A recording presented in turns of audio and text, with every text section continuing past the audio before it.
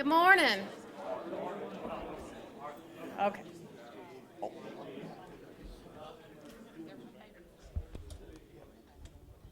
right. Goodness, had to have somebody from NC State show me how to work the microphone. That's pretty bad. Good morning. My name is Margaret Owens, and I'm the Senior Director of Development for the College of Agriculture, Forestry, and Life Sciences. And I'd like to welcome you here today for this monumental day and just encourage you to relax and enjoy the conversation as we continue the day. At this time, I'd like to offer a moment of silence for the victims in Oklahoma.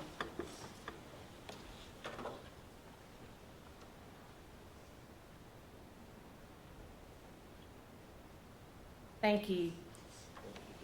I just want to take a couple of seconds to bring your attention to some of the items on the agenda for our first annual CAFLS Dean Summit. This morning will flow in a very succinct way. We have an opening session where you'll hear from our Dean, Tom Scott, and Eric Spell, who is the CEO of agcareers.com, and he's a Wolfpack person, but we actually have him wearing a Tiger Paw lapel pin today, so we're excited about that. Then we will move into a panel and have a discussion with some panelists. And then after that, we will move into breakout sessions. And I'd like to call your attention to the back of the agenda, which is located in your orange packet. And there are some main topics of conversation that will occur during the breakout sessions. And I would like to encourage you to go ahead and take a look at these topics and kind of decide which area you think you would like to migrate to. And then when we get to that point on the agenda, we will ask you to move to the various rooms where those breakout sessions will occur. A couple other housekeeping items. Katie Black, where are you? There she is. Katie is our social media guru, and she's developed a hashtag for our summit today for all you tweeters out there.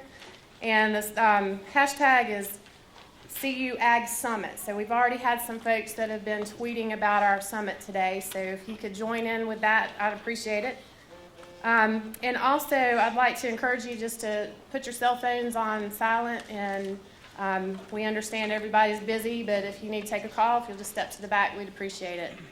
So without further ado, I'd like to introduce my boss, Dr. Tom Scott. He is the Dean of the College of Agriculture, Forestry, and Life Sciences. And we are super pleased that he is in that role. And thank you so much, Dr. Scott, for hosting this event and for being proactive and understanding that this is a very important process today. Thank you. Thank you, Margaret. And no need to give me any more pressure. I'm already a little bit excited about this day, and I'm happy that you could all be here. And good morning, and welcome to our inaugural Dean Summit for College of Ag, Forestry, and Life Sciences. Very pleased that you could be here. Very pleased that you would take time out of your busy schedules to be with us. And this is going to be a day full of activities, a lot of exchange of dialogue, ideas, thoughts will be passed back and forth, and we look forward to hearing from you in one way or another. I hope you found your Trifolio in front of you. Something that you can take home with you, and inside of it is filled with lots of information about the day and different people and what we are up to here at Clemson University. Today is a celebration of sorts, a celebration in the sense that it's been a long journey to get to where we are today, which is to announce officially the start of our agribusiness program here at Clemson University. After many years of trying to figure our way through some budget cuts and reorganization and where we need to go, and then hearing not only from folks like you out in the state, but from students who expressed an interest in that we continue to have a very distinct agribusiness program in the college. As of 2 days ago, we were officially informed that the program and the name change has occurred, so everything is in place. We're accepting new students, and we are moving forward to serve the industries of South Carolina with having this agribusiness program. I need to draw attention to 4 students who were very instrumental in working with administration, with me, and then up with the provost and others here at Clemson University to make sure that we could get agribusiness back into our college as part of our curriculum offering. One of those is our Just past student government president, McKee Thompson. McKee's sitting right here. McKee graduated in May, so McKee, thank you so much for your leadership. I saw Stuart wanting to clap, and if clapping is appropriate. I believe Will Amick is here. There's Will. I thought you'd be on the front row, Will. I can't believe you're sitting back. And then two people that can't be with us today. One of those is Cameron Flowers. Cameron was the vice president of student government with McKee. They ran as a ticket together and served this past year. Cameron is majoring in our food, nutrition, and packaging sciences programs, and he was very instrumental. And a fourth person who, from day one when she stepped on campus and became engaged as a student by working through our office and then being engaged in student programs, clubs, and activities, Miss Sally Young. And Sally's not here today, but her parents, Kevin and Lydia, are here. And I want to thank Kevin and Lydia for sharing Sally with us, because she was very instrumental in helping us, be where we are today. We intend for this agribusiness program to be very cross-cutting and touch all of our degree programs in the college. And so, we want to be able to touch all aspects of agribusiness industries in South Carolina. We're very appreciative of the support that you show for us. You spoke, we listened, and we want to continue to listen. That's what today is about. We want to hear from you and help get your ideas to help shape where we want to go into the future with our programs. This has been extremely rewarding for me as Dean of the college to know that so many people in the state of South Carolina are so passionate about agriculture in the programs of this college, and they never hesitate to let me know. And I know there are several of you in the audience that have let me know, and that's what it's about. You need to tell me. I need to be able to hear it. I need to be able to digest it and share it with other people. And that's why we're here today. We have responded to many things over the past few years that forced us to focus internally. We didn't address what we needed to do externally with people like you. And we are now at a point financially and otherwise in the college where we really need to be able to sit with you and chart our course forward, knowing what it is that you're looking for, not only from the type of student that we will graduate, but the type of work that we do, research work, extension work, and other outreach activities that will affect your success in the state. The college is gaining momentum, and we've had new faculty hires the last couple of years, more than just a few, several. And we're looking to try to add even more faculty hires into the future. We have acquired new space. Many of you may have been at our life science facility building dedication back in February, but we have that building online. It's a beautiful addition to the campus, particularly to our college. There's 100,000 square feet of space there that has really brought us well into the 21st century in terms of what we can offer in terms of opportunities for students, faculty, and staff. We have stabilized our budget situation with our PSA partners. I know that I believe John Kelly came in the room. John, hey John. John and George Askew. George and John worked very closely with me this past fall, as well as some other folks. Our Vice Provost Nadeem Aziz, who is also here today joining us, to come to an agreement where which we can continue to move forward in cooperation and in collaboration with PSA. PSA being the external arm of what we do out in the state, more directly at the county levels and at our recs, and then allowing, under my leadership in the dean's office, to then direct the activities of faculty on campus here in terms of how we address PSA programs, be they research or extension activities that our faculty offer that are housed here on the campus. Another encouraging thing for us is renewed interest by young people in ag programs. In fact, all of our degree programs are getting a lot of attention. We're getting a lot of applications. but more strikingly important is the growing interest in agricultural programs, classic agricultural and natural resource programs in our college. There are many, many more students that are entering our programs. I see Katie over here shaking her head because Katie is involved in a lot of the recruiting. She's the one who pulls up the numbers for us, and it's quite evident that there is a renewed interest in ag and natural resources as well as forestry and life sciences. And our college is very well positioned at this point to bring in some excellent students that will help to populate these needs into the future, not only here in South Carolina, but across the nation.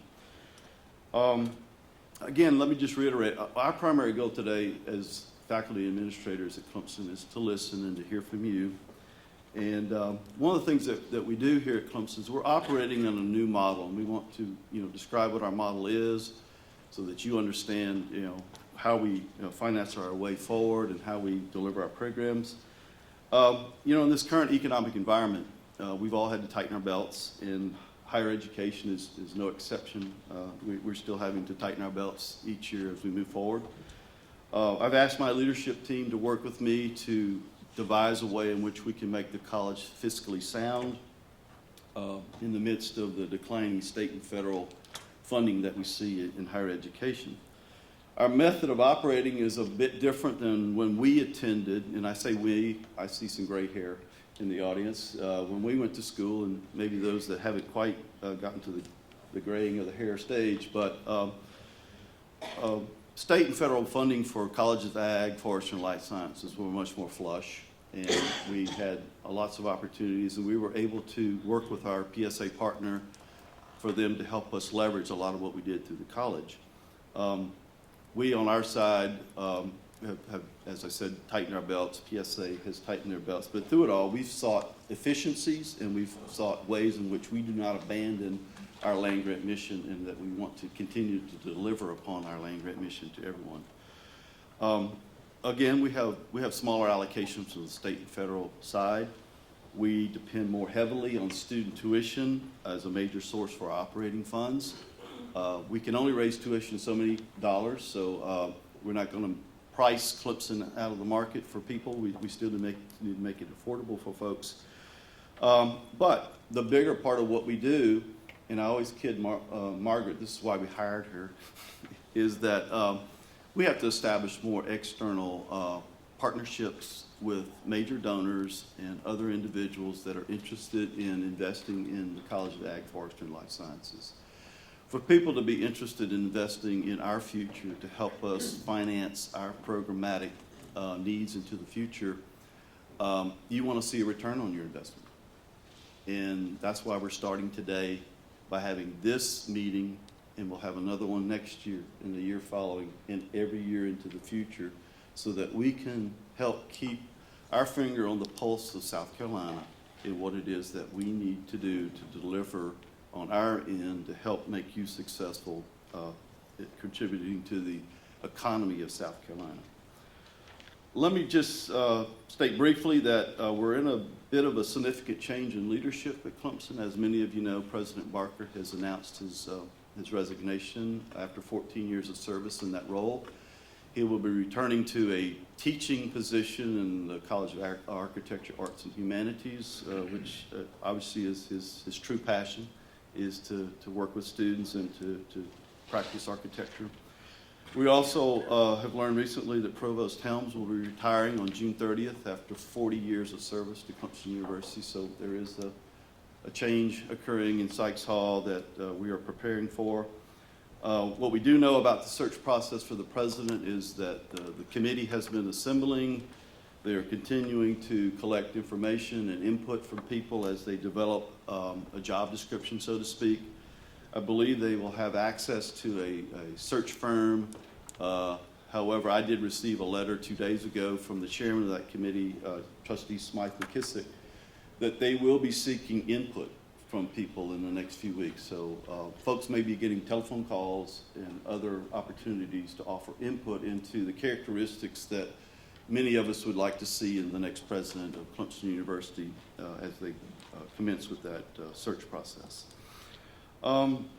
although these changes are occurring on campus, within our college, we feel like we're moving forward and are being able to stabilize where we would like to go.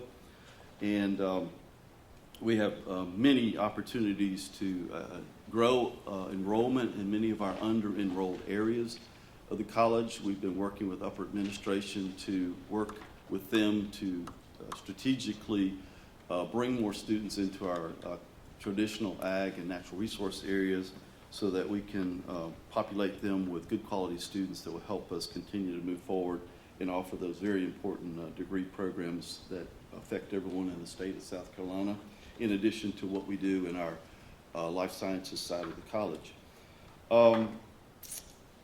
As we move forward with this summit today, I just, again, want to thank you for joining us and for this first summit, and I'm extremely gratified that so many people would be here today. I know you have important jobs back home.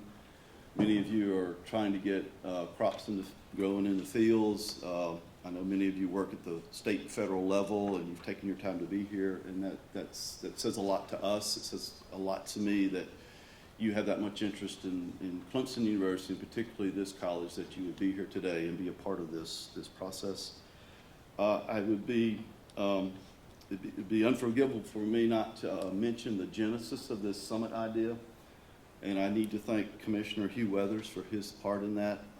We were just sitting around last year having a casual conversation in my office about the fact that we had gotten the wheels rolling under the agribusiness program, that things were looking very bright, that the faculty were going to return to our college, and that we'd be able to get that program back in place. And Hugh threw out the idea of, why don't we have an ag summit? Why don't we make the first one about agribusiness program coming back? Let's use that as a springboard for future discussions that we can have about where we want to go in the college. So, Hugh, I want to personally thank you for being a part of, planting the seed for that idea, and the realization of that is today, that we're here today meeting.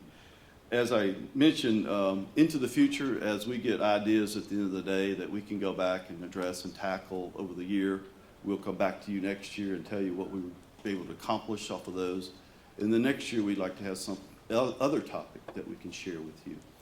It may be in the area of natural resources and forestry. It may be in life sciences. We see that as a strong emerging business sector in South Carolina. It could be something related to what we do throughout the state with extension or ag research. Hopefully you'll provide us with suggestions today with that regard. Obviously there'll be many opportunities for you to have input today.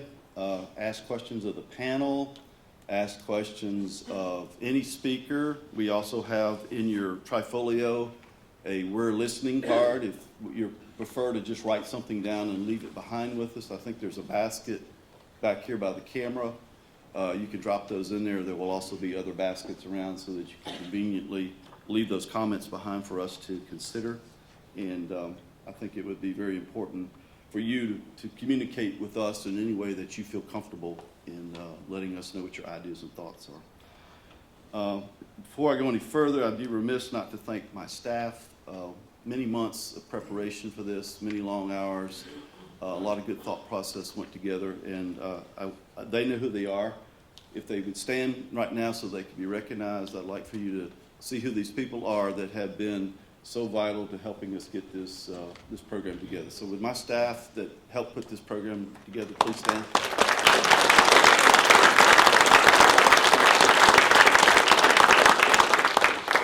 Thank you very much.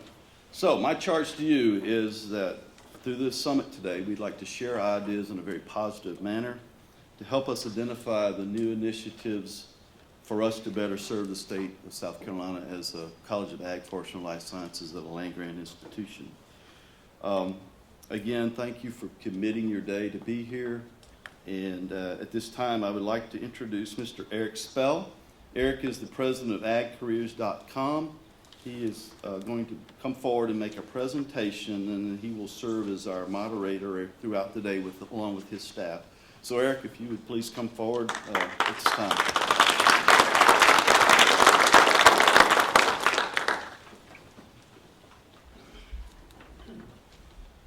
Before I get started, I want to, in my opinion, there's two people in the room that represent why we're here. And so Kaylee, our National FFA Officer, and Trent, if you would stand, please. Trent's obviously representing your state here in South Carolina, serving, and today is his last day of high school. And he elected to join us here today, and we'll be hearing more from Kaylee in a little bit, but thank you both for what you stand for, and thank you for being here.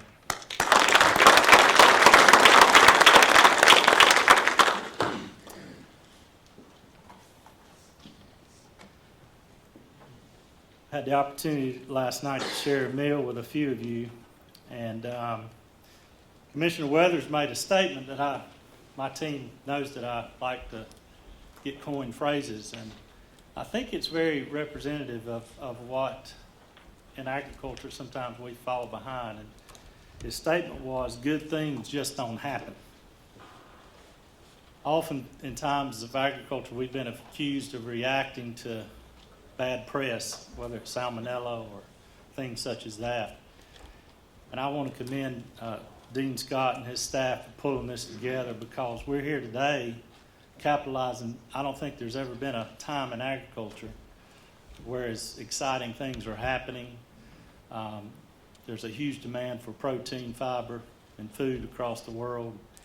And we're here not only to meet the demands that are within South Carolina, but also beyond the borders of South Carolina and beyond the borders of North America. So I think good things just don't happen. I look forward to good things happening as a result of our sharing time together today. And Commissioner, I hope you didn't mind me using that phrase, but I had one that come out at FFA not long ago that just sort of rolled off the tongue, and it was a fitting moment. I'll share that in a moment. But before I do, I'd like for my staff team representatives to stand. Ashley Collins, you'll meet her momentarily, and Lauren Van. Lauren works in our sales team. We'll explain what she does a bit later, so if any of you have any open positions that you're looking to fill, Lauren will be happy to talk to you about getting some traffic and some qualified candidates to that. Ashley is a much better presenter than I am, and many of us in this room. You'll see her demonstrate her talents, God-given talents that she has as a facilitator, and I appreciate everything that Ashley does. Ashley travels more than you do, Kaylee, just about. I'd hate to know the number of nights that she spends on the road. But thank you, Ashley, for being here, and Lauren, thank you for being here as well. I'm not going to talk a whole lot about agcareers.com, but I do want to thank Kirby and Paula and Kim and Margaret. They've been very instrumental in the journey of agcareers.com. In fact, Kirby, when I started the business, we're in our 16th year at agcareers.com. And I'm just going to clarify what we do, because we collect a lot of data. But nearly 18 years ago, Kirby was invited to Clinton, North Carolina, as was Kim was invited early on to spend some time with me to foster the idea of what agcareers.com is. And the original name of agcareers.com was jobhog.net. I had the idea in the late 90s when Monster.com and Career Builder was being born, and I became intrigued with the job board aspect. And so a person at Land O'Lakes and Perina Mills, I was doing some consulting work, made a comment that we needed a Monster.com for agriculture, and I went to work. And I want to thank Kirby and Kim for being a part of that early fostering that idea. So in our 16th year, agcareers.com, we hosted over 40,000 jobs this past year. We have over 10,000 applications to jobs that get posted to agcareers.com every month. It's free to job seekers. Job seekers can go online and cruise or apply to jobs and learn more about the jobs. And we have a e-newsletter that goes out that reaches nearly 200,000 people every week that helps bring to attention jobs that are listed on agcareers.com. So we're not a search firm. Ashley and I always take full advantage. We do not charge a placement fee. We charge an advertising fee. So instead of advertising in the classified ads, employers pay an advertising fee to promote their jobs on agcareers.com. We have other products, and I'm going to pull some data from some of the products, and I have to attribute the marketing team, of which Ashley represents, that we do as well. Starting at 12 o'clock on the screen here, we have a compensation benchmark review. That's nothing more than a salary survey product for the ag industry. So we have over 100 employers across the United States and Canada that provide us data, and we provide Canadian-specific salary data as well as U.S.-specific salary data. We have close to 200 positions that are benchmarked in there. So, for example, we know that the average pay rate for an agronomy field specialist 1 is nearly $55,000. Employers who pay can have access to that. So if somebody was recruiting an entry-level agronomist and they wanted to know what that was, we could provide a standard report for that. So we provide general information to our community. We also have an agribusiness HR review, and I'm going to share some numbers from that, but that's basically best practices from HR, both small and large companies. When do they do employee reviews? What's the average salary increase going to be this year? And we collect that information in June and July, and we publish it in the fall. And so you'll see a bit of that information as well. There's some agri-marketing magazines that I know that Paula and Katie have in their office. These are an opportunity in association with Agri-Marketing magazine for employers to showcase their internship and new grad opportunities. We have an active social media at agcareers.com, so you can find us on Facebook, LinkedIn, Twitter, and YouTube. We do some other training and consulting. We do about 6 webinars a year.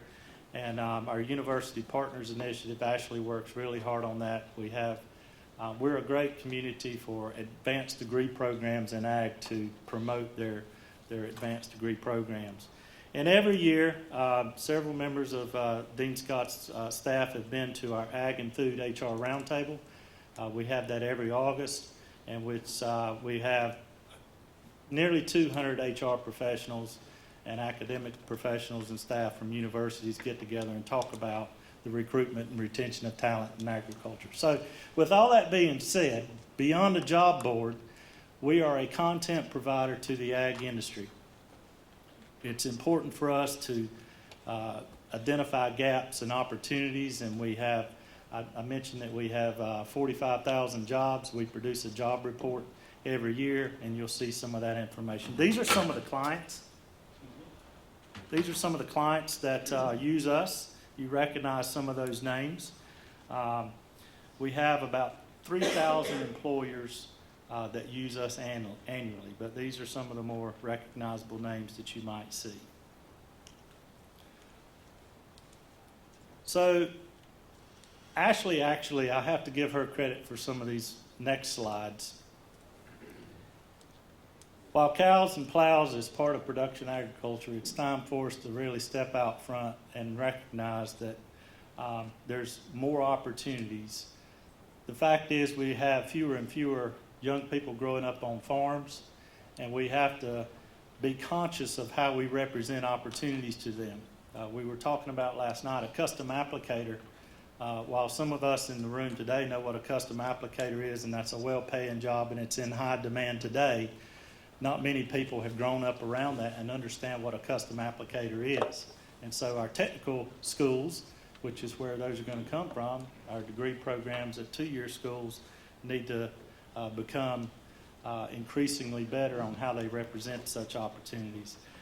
In our social media effort, one of the things that Ashley and the marketing team has done is when we go to trade shows all over the U.S., we ask them what their dream job is. And it's been very interesting for people to come up and they get their photo op, an opportunity to win an iPad but it's been very interesting. These are examples of what people have on their slate. So, Commissioner Weathers, it's nice to know that there's somebody who wants to be a Secretary of Agriculture. It's nice to have a pipeline there. But if you look at some of these, I think it's interesting to look at a professional falconer, a florist, a USDA grader, to be an ag teacher, a tractor mechanic, to be a crop duster, an avian vet, dairy nutritionist. It's been very interesting to me when you think a couple of them, like a professional falconer or a florist, they're associating that with agriculture. You may have seen this slide before, but this is a company called Alltech. And when I first met this organization, as we speak, they're having their annual symposium in Lexington, Kentucky. And they're a futurist organization. They don't do everything right, but they certainly are progressive in nature and look ahead. The farm of the future, if you may have seen the windmills in the background, they have some solar panels here. Sometimes we in production agriculture look at something like this, or we may see something on the news where in New York City there's some greenhouses on top of buildings. We can't ignore the fact that some people may do agriculture differently, or they may think more progressively than others. But the bottom line is it's evolving and it's changing, and there's never been a more exciting time in agriculture and the associated careers with it. You know this number, the world demand for food. We've got to provide meals for over 9 billion people. That's a lot of people, and I would challenge you here today. This is an opportunity for you to not only look at what niches South Carolina agriculture can produce in state and surrounding states, but what kind of niches might you provide and meet outside of the borders of North America? You may have a niche that meets somewhere else in the world, such as Asia. These are examples. I'll go a little bit further. We're here to talk a little bit about the careers, and some of these are more traditional in nature than others, but these are some of the more popular titles that we have seen on our site, and they're growing in trends. Regulatory scientist, food animal veterinarian, entomologist, soil scientist, custom applicator, etc. I bring this point to say this. We couldn't be more excited about the enrollment numbers. They've never been higher in recent years than they are now at the colleges of ag across our land grant system. The big thing that concerns me is how are we helping the young people align to the demand occupations that are currently there. And one thing at agcareers.com and with our relationship with FFA, we're hoping that we'll be able to help universities provide the curriculum that is in most demand and manage expectations. We've had a 46% increase in number of jobs posted in North America over the last 4 years. 58% of the jobs that are posted on our site, education requirements are a bachelor's degree. 64% of the ag companies plan to increase their recruitment of college grads in the next 5 years. There's other factors here as well that you can see, and I'll be happy to supply this presentation to any of you that you might want it. I'll go here and we break these. This is a sample from our job report, and if you look at the quadrant that you face to the left, the south, 37% of the jobs that were posted on agcareers.com, actually if you combine the two, 68% were biotech in nature or agronomy related. That's a heavy concentration of jobs on our site, so that's just something to keep in mind. Also, the opportunity. Right now, each year, less than 30,000 graduates from the colleges of ag, and it's projected that we'll need 54,000. That's a huge deficit. A couple other interesting things. The applicants on agcareers.com, 48% of the applicants that apply to jobs don't have an ag degree. And you may go, now why is that? Well, if you think in terms of the general economy, agriculture has been a much more brighter spot. And then two, finance majors, marketing majors, logistics, they don't need an ag degree. And we need to get more aggressive at ensuring that we're reaching individuals in curriculum that maybe aren't in the ag programs at universities. That's another look at it, similar look. I want to make sure I've got time, so I may skip ahead a little bit here, but we polled employers and we asked employers, and this is very fresh, less than 7 months old, which skill set do you find most valuable for a new employee to possess? Work ethic, communication skills, and critical thinking are the top three. Does that surprise any of you? Now, let's get to our heart, and this is a slide that we compiled. As you look at this is a summary of all the jobs in 2012 that were posted. Now, I'm not bragging on North Carolina, but since it's a neighboring state, North Carolina was 12th. We had over 1,000 jobs posted on the site in 2012, and we had 45 jobs posted on the site from South Carolina. Now, is there agriculture here in South Carolina? There sure is, and there's opportunities, but I think South Carolina needs to challenge ourselves to get more aggressive at posting and advertising, not necessarily on agcareers.com. Lauren would love to sell you a job package today, but they need to be more visible to the general public. There were 45 jobs. The good news is today, I think there's been over 100 that's posted year to date on the site. Now, Dr. Scott asked me in my travels, what are some things that I've seen that groups around the world are doing differently to respond to interesting challenges in agriculture. So this first little snippet video that I'm going to show, in Australia, we have an office in Melbourne, Australia, so I have the pleasure of going there a few times over the last few years. And 10 years ago, this is an example of a challenge that existed in Australia. Our opportunity today is look at the challenges we faced here in South Carolina and how do we respond to those. So here's the challenge in Australia. In the last 10 years, women were, there was a glass ceiling for women in agriculture. And it became a huge issue. It was a very male chauvinist dominated industry, and they sat down and faced it. And what they did was they developed the Rural Women's Award. And I had the pleasure of going to this 3 years ago. And the lady that you're going to see in this video is we have a relationship with. And it's just an example of the effort, and you get a magnitude of the competition that was created for a challenge that existed. So should just have a look at this a moment.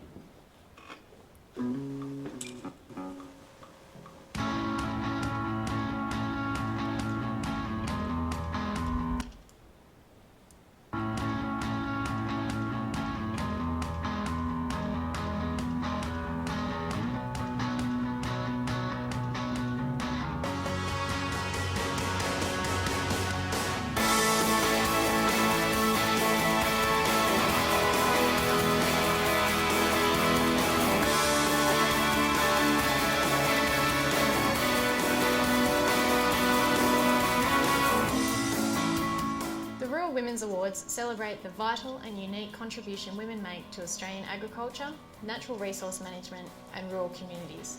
Inspirational and innovative women who rise to the challenge every new day brings. Visionaries and trailblazers, taking the road less travelled and forging new paths.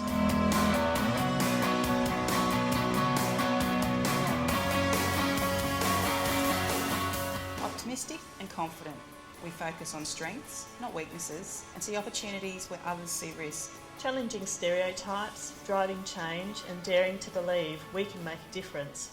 We are working towards a bright future for ourselves, our families, our industries, and our communities.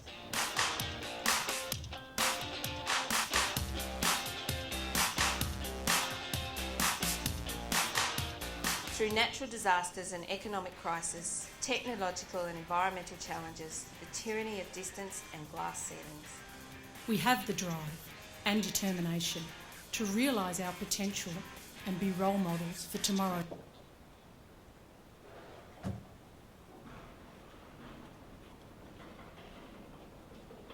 I paused that just to give you a flavor. Again, sometimes as I've traveled throughout the United States and Canada and Australia, it was a huge divisive issue. There was a lot of negativity around it. Finally, a group of people, the history is they chose to confront it and have a productive discussion on how they could move forward rather than standing still and letting it be an issue. And it was amazing when I attended this a few years ago, the amount of excitement and passion and progression that they have. And in Australia, they have a lot of, they deal a lot of with weather disasters, and it can be, they can have droughts and they can have floods, or they could have brush fires. And so they deal with an enormous amount of adversity at times. And again, it was an example of females in ag can be, it was a huge issue, and they met it head on. And this award, they have to put together a video. It's a very detailed competition, and it's had a very positive effect and been very effective. Another interesting ongoing current challenge, as you all know, that we have a lot of exiting, returning military men and women from the military. And in agriculture, one of the things that our team has been looking for is how can we meet the demand of our clients with certain skill sets and occupations. Well, as you know, there's a shortage of truck drivers, there's a shortage of electricians, there's a shortage of mechanics, there's a shortage of GPS talent. And the military is a huge opportunity for us to reach out. And the International Agri Center at Tulare, California, they host the World Ag Expo.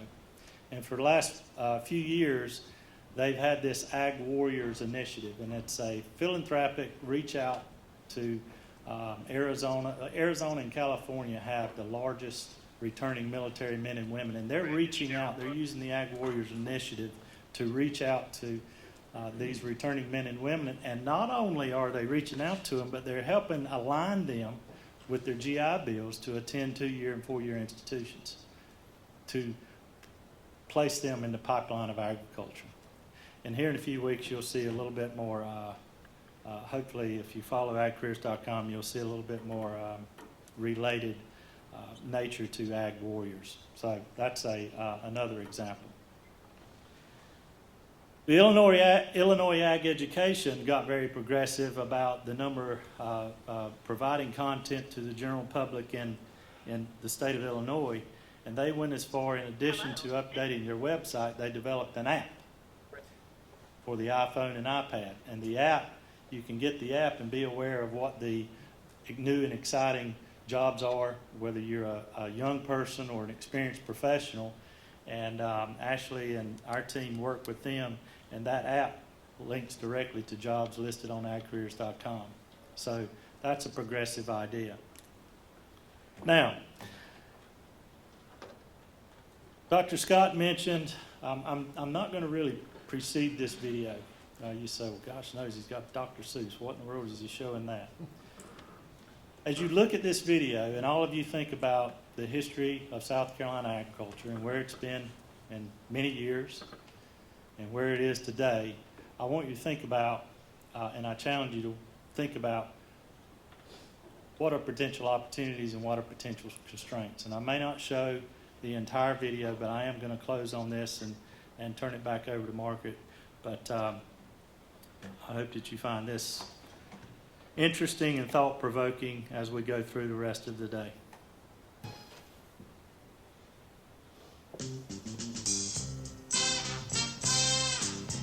Oh, beyond the last mountain, the very last mountain, beyond the last Zanica tree, beyond the last woomph bush, the very last woomph bush, there is a vacuous, vacant prairie, the prairie of Prax, and the tale of the Zax.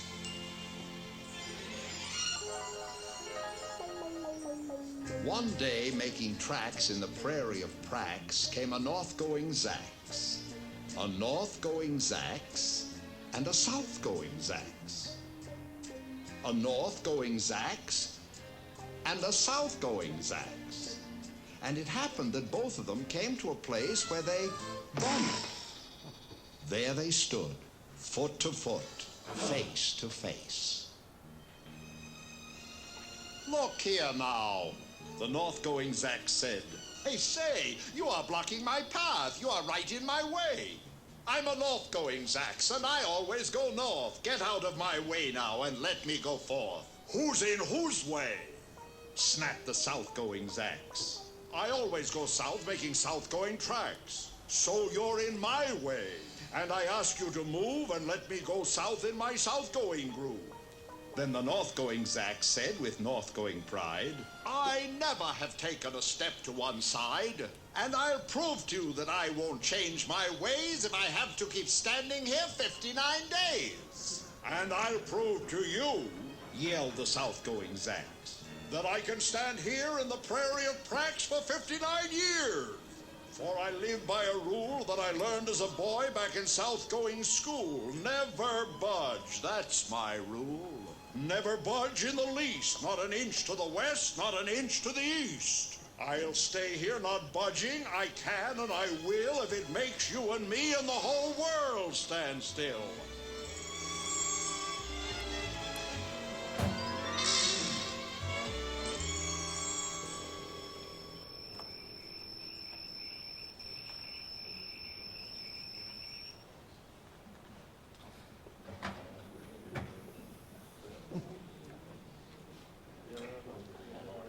You know the rest of the story. The world grows up around them. The highways go around them. Those of you that know, but the world passes them by. I'd be happy to entertain some questions, but before I do, I have the opportunity to attend a lot of sporting events at various universities and colleges, including even in Australia and England, and even in Russia, went to a sporting event. And I can honestly say in all my travels, I've never been to a university that has 17,000 students, and on game day to see Clemson University with the passion and pride and the paw prints everywhere, it's contagious. And both of my boys, right now at least, 16 and 14, are interested in attending Clemson University, so I have to wear the lapel a little bit. But I think if you can duplicate that kind of passion towards agriculture, there's no telling what South Carolina could take advantage of and do on game day every day of the year. And so I appreciate the opportunity to be here today. I hope we can put some challenges on the table and look at that as opportunities. And Margaret, I'll hand over to you. If there's any comments or questions as Margaret steps up, I'd be happy to address. Thank you, Eric. Does anybody have any questions for Eric at this time? Nope, good, okay.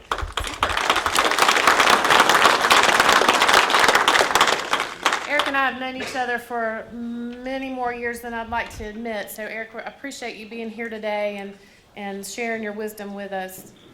At this time, I would like for our panelists to come forward, and I'm going to introduce them as they come. We've got Mr. Gene Kadama, who is our state forester. Mr. Jack Schuler with the Palmetto Agribusiness Council, Commissioner Hugh Weathers, and I would like to say thank you for wearing a purple tie today. That's huge for a Carolina fan. And Mr. David Winkles, who is president of South Carolina Farm Bureau.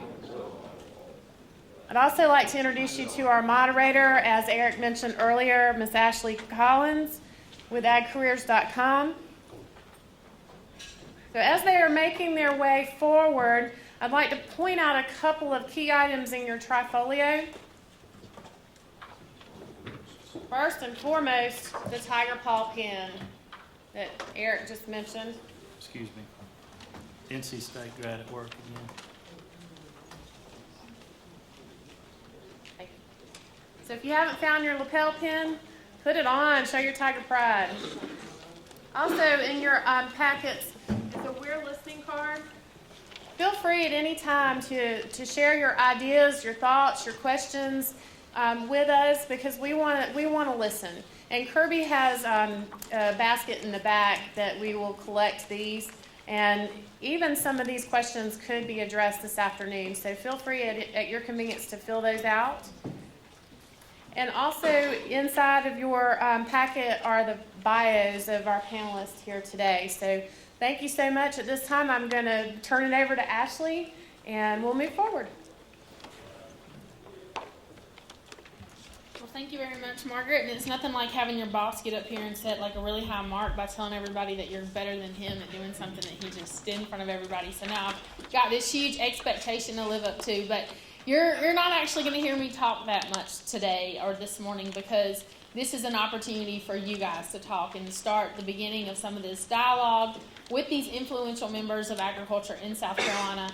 And I'm going to actually give them some kickoff questions. I have no doubt that you all are probably turning in your mind already of some questions that you want to ask them, as we are trying to build this foundation to get the conversation started on how the members of this room can influence agribusiness in the state of South Carolina.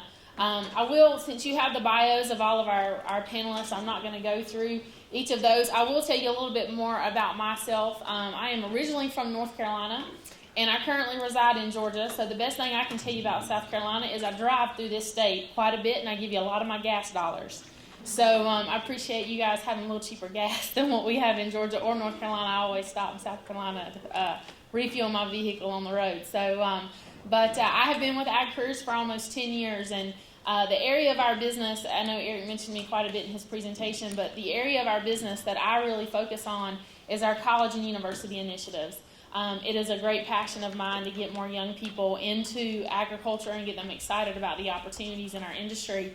And I mentioned earlier, I feel like there are a lot of young people in this room today, younger professionals. I'm glad to see these recent graduates who've come back and are participating. And I applaud the people of this room for having those young people in your businesses and sending them to events like this, because this is what helps develop the future leaders who are going to be sitting on panels like this in the future. So I'm actually going to start off with a kickoff question for each of our panelists, and then we're going to go into an open forum and allow you guys to ask them questions as we are building more of that foundation about agribusiness in the state of South Carolina. So Jack, I'm actually going to start with you, kind of kick off this morning. As a member of the Palmetto Agribusiness Council and the companies and the industries that you work with in South Carolina, do you feel like they are finding the talent that they need to fill employment opportunities in South Carolina? And if they're not, why not? Or what are some of those areas of weaknesses that new employees bring to the workplace? Okay, thank you very much. It's a pleasure to be with you today. Agribusiness, when I talk about agribusiness, I'm talking about forestry and agriculture. And in South Carolina with the PABC, that's how we define agribusiness. And when you think about agribusiness, it is a huge spectrum of opportunities and a daunting task for those involved in preparing students for the industry. We talk about production, we're talking about processing, we're talking about packaging, labeling, transportation, wholesale, retail, then the soft skills of marketing, finance, insurance. And we go to forestry, you growing trees, you have the loggers, the sawmills, the added value. So to prepare a student for all or something, and you saw at Eric's slide the different things people wanted to do, how do you do that? And generally, I would say to you that the students that are coming out of Clemson and our universities are generally prepared. I've always said that if you can get into Clemson, they didn't take you not thinking that you couldn't get a degree. So I think that if you make that move to get into college, that you're going to get the education that you need to get a job, and you'll have adequate education. I would say that the employers are going to use your skills that you have in making the selection. They're going to have their own training programs generally. There are systems that they want you to learn. And so they're going to look beyond the degree when they're selecting an employee. And that beyond the degree thing is going to be something like grades. They're going to look at your involvement in college. What all were you involved in? Did you do something other than just go to class? So I think that these things are very important. I think that you as students and you as Clemson need to look and think about how you can differentiate yourself from another student or another university. And by that, I have some suggestions that you might think about in what I will call an integrated curriculum. Eric mentioned the top three issues that employers looked at: work ethics, communication, and critical thinking. When I was thinking about this question, communications came to the top of my mind. I'm thinking about written communication as well as oral communication. And I'm talking about people being able to write a sentence and spell correctly. That's when I'm coming from the finance background. When you're doing analysis of an industry, you need to be able to do that. And I don't know how much in your classes. My suggestion here is that every course have some communication in it, written and public speaking. I know you have, I suspect, I have not looked at the curriculum, but I suspect that public speaking is a course that you take. This course, it needs to be integrated into every course that you have. I think that you also need to internships. When I was coming along, internships was not available. I think you need to take advantage of that. That's a great opportunity. Foreign language is something that should be included, and I would think it should be considered in every curriculum. People are going to change jobs 5 to 7 times, maybe during the career, so you have to be prepared along the way. You need to know how to interview, you need to know how to dress, you need to have the social skills, and know about the company in which you're going to interview. Leadership, management, financial analysis, negotiation, all of these type skills should be integrated into every course that is taught. That's something that you'll use regardless of what you do. The bottom line, I think, is that Clemson needs to differentiate itself and so that it can stand out as a university in the type courses and the courses that are offered, but the way the courses are offered. Jack, I wanna follow up on 2 quick things that he said there. I'm just curious, by a show of hands, how many employers in the room offer an internship within their companies? And keep in mind, there is a difference in an internship and a work experience. How many of you are offering?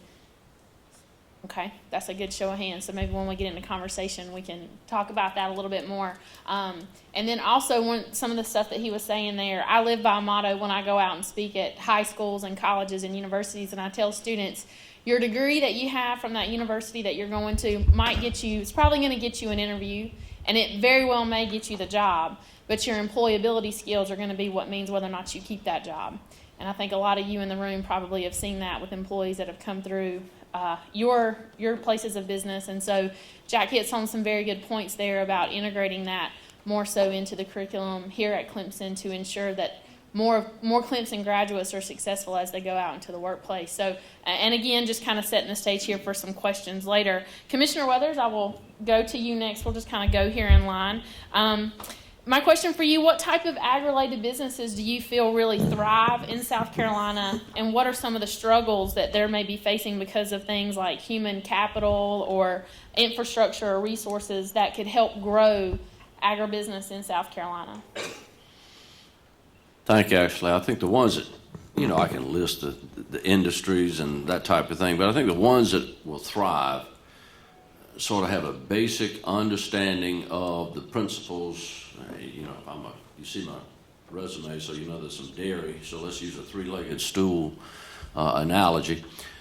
Sort of the three-legged stool are the basics of any business, that you manage your inputs.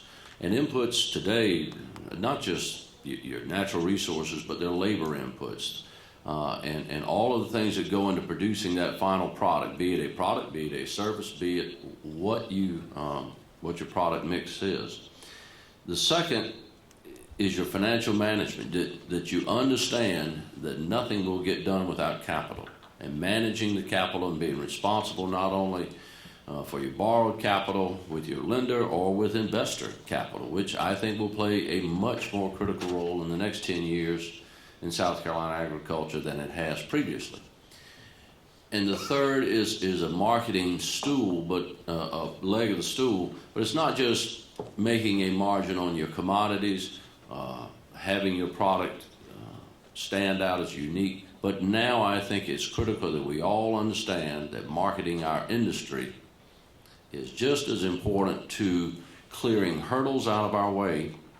We don't have regulations on our topics today. Maybe that'll be a future subject, but we've spent years talking about the regulations facing agriculture. I think marketing our industry will help us get beyond some of those regulations of the future. You name it, from labor to pesticide management to water use, all of the things that impact us in a negative way if we don't market our industry, not only to those of us in the room, and it's a little bit of, we're talking to the choir today, but I think that's important for a couple of reasons, but then to our new found advocates of agriculture in South Carolina, and they are out there, folks that we sit at a table with today that 10 years ago, rather than breaking bread, we would have thrown bread at each other. We need to capitalize on that. So I think the successful businesses understand the basics. And going back to Jack's question, I think it's incumbent upon the College of Agriculture to produce a student that understands the basics of what a business owner is facing. And you have to produce somebody wise beyond their years, but wise enough not to show it on day one. So the businesses that will thrive in South Carolina will find those basics, pillars to manage and stand upon, and it can take on any form or fashion. I think what we'll have in the next 10 years won't resemble what we had for the last 20, and that's what makes this industry exciting. That's what makes this summit exciting. Let me give you one more historical perspective. Dean Scott mentioned what little role I might have had. David Winkles will remember 2 years ago at the Farm Bureau Young Farmer Conference, we would have a panel just like this. We would talk about agriculture. And David, you remember that 90% of it was all focused on the College of Agriculture at Clemson. And I sat back and said, I could be playing golf today. What am I doing here? Because no one cared about what we were there to talk about. All we wanted to do is talk about what's wrong with the college. My point is, I don't know if that was a year or two ago, but here today, we're now looking forward to what we can make better and let the college serve this industry. So that's why this is a historical day, and I'm very just pleased to be a part of it today.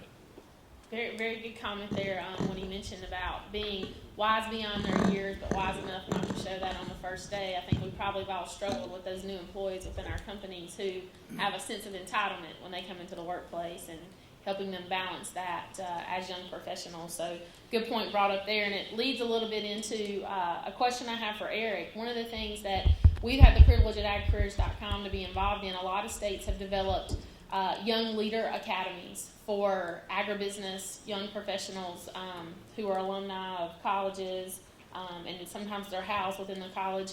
What are some examples of those programs or the need that exists to develop that younger generation that's coming out so that they can be ready to fill some of these roles higher up that we need in the industry in the state. Well, I think one thing before we talk about a couple of examples, we need to ensure that our ag education is strong in the middle and high school levels, and do a true self-examination of that, and ensure that the FFA programs within the state of South Carolina are where they need to be. And hopefully that will be a look in the mirror point.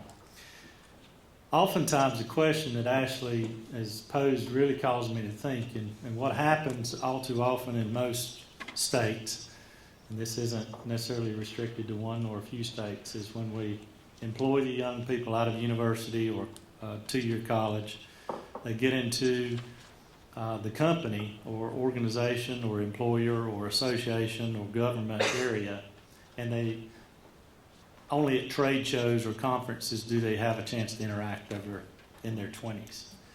And a few states that we know of that do it very well when they keep that development going beyond college and beyond the training that they're receiving at that employer or government area. Just a couple of examples that I've seen. Last week while I was in Iowa attending a board meeting, I had an opportunity to stop in Ankeny, Iowa and swing through, and they have this FFA Enrichment Center. Now folks, that is a very fine facility. You may say, well, that's Iowa. Well, again, going back to the comment, y'all can fill that damn stadium out there with 60,000 people or 70,000 people on game day. You could have something like this in the state of South Carolina where you're developing young people. This facility itself is a fine facility that many states don't have. And this is a prime opportunity to ensure that you've got a constant flow of programs to fostering people, young people. So more specifically to the people in their 20s, North Carolina has an Ag Leadership Initiative, and it's supported by and has been historically supported by till the funds run out by the Golden Leaf Foundation.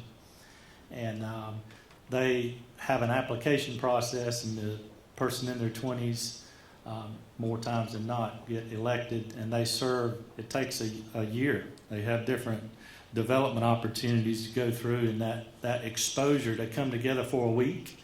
That week may be in Brazil, or that week may be in another part of the world, and they're bringing young leaders in and exposing them not only to what each other are learning, but what's happening in the world of agriculture in North Carolina and other parts of the world. And I think Georgia has a very similar program. So I think we have to identify opportunities like that, and what are we doing here in South Carolina to develop our 20-somethings. Ashley uses a comment of the silver tsunami.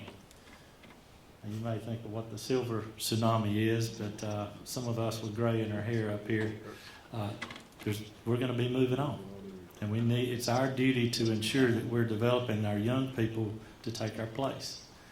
And there's going to be a deficit of young professional talent, and we need to ensure we have opportunities to funnel that. Thank you, Eric. I'm going to move on to Mr. Kadama, who's here today representing the forestry industry. So to bring that topic up, how is forestry different from agriculture, but also related to it in South Carolina?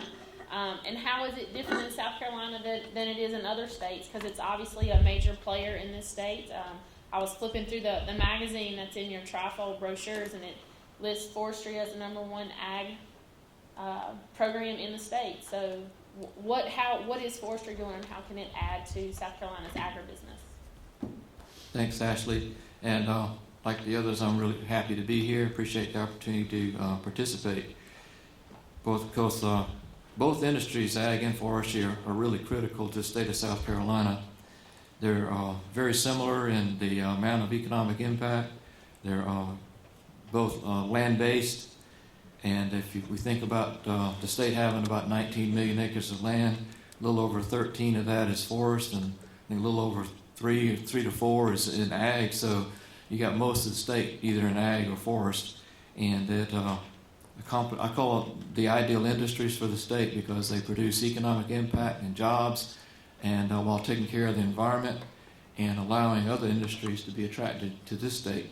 And some folks like Boeing and BMW, a lot of those, they come here for a lot of business reasons, but one of the reasons they come is for quality of life for their employees, and ag and forestry puts that clearly on the ground here in South Carolina. The three primary land uses we mentioned, forestry land use, ag land use, and urban, I think are probably the most common ways to think about the land uses. And if you look at the charts or graphs, you'll see that, of course, the total amount of land stays pretty much the same, except I think in Louisiana, it's getting all the growth out into the Gulf. But urban continues to creep away and peck away at that. But as long as we keep forestry and ag an economically viable business, it'll be able to fend itself from that and be able to feed the world and provide fiber to the world. Most farmers have trees. Most forestry folks have some sort of ag operation.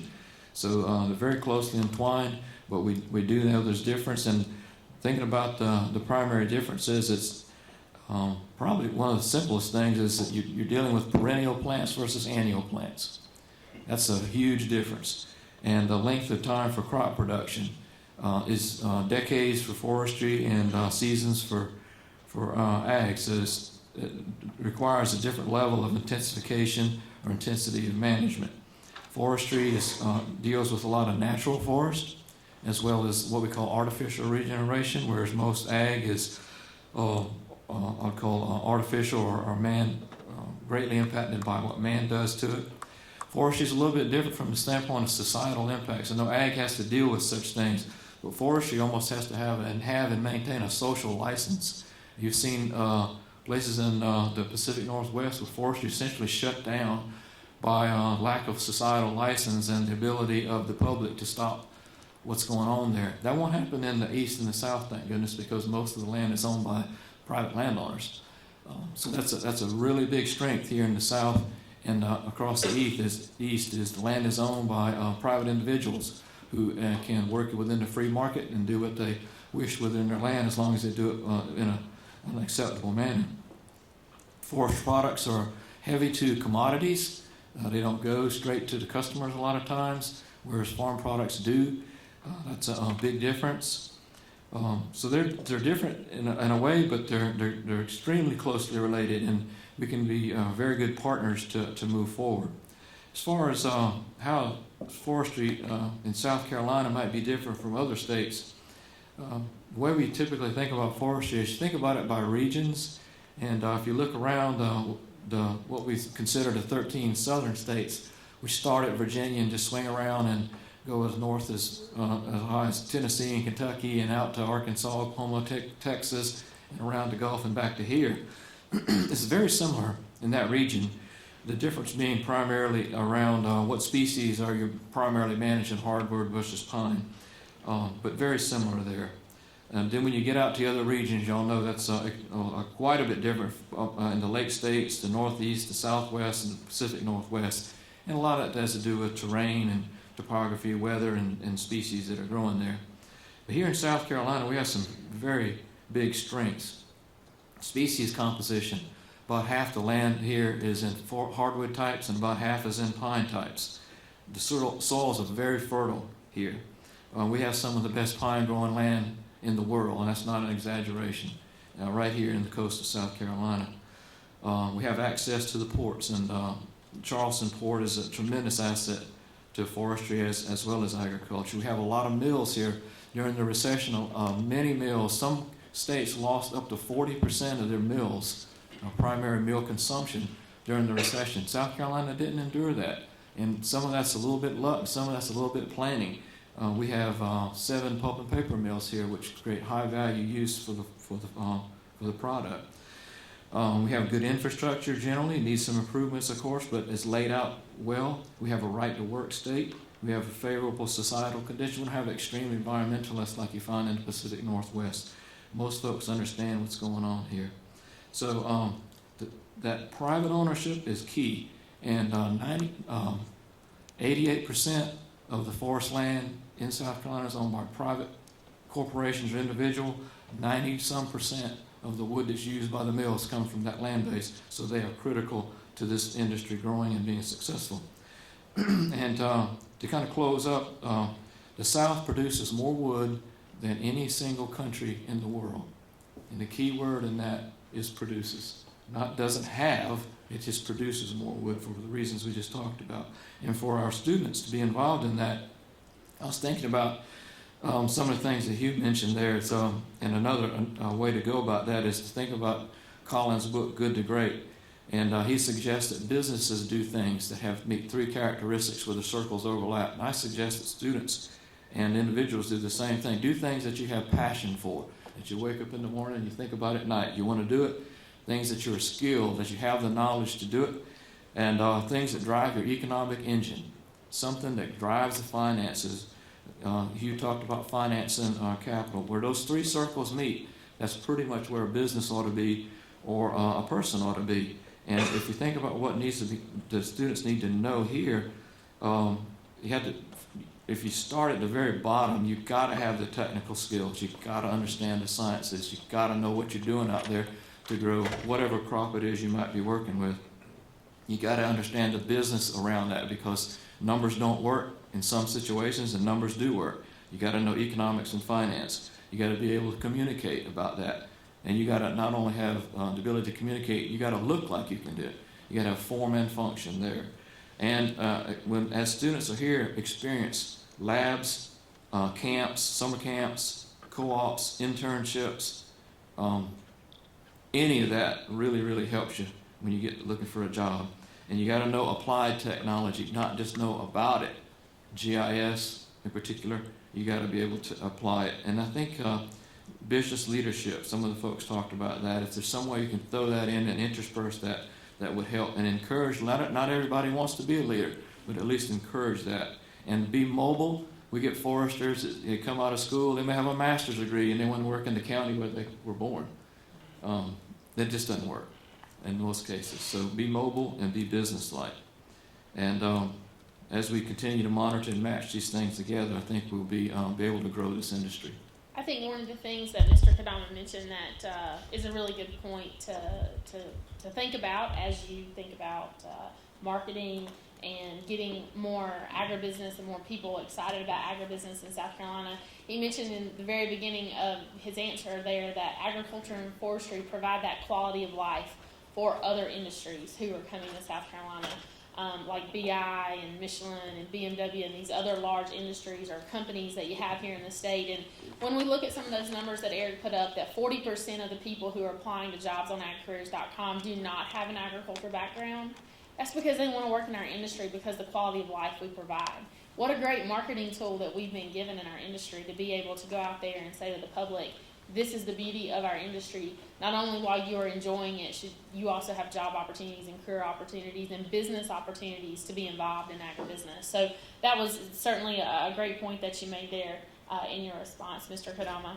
And now to Mr. Winkles down there at the very end. I feel like I can't even see him. He's so far down there from me.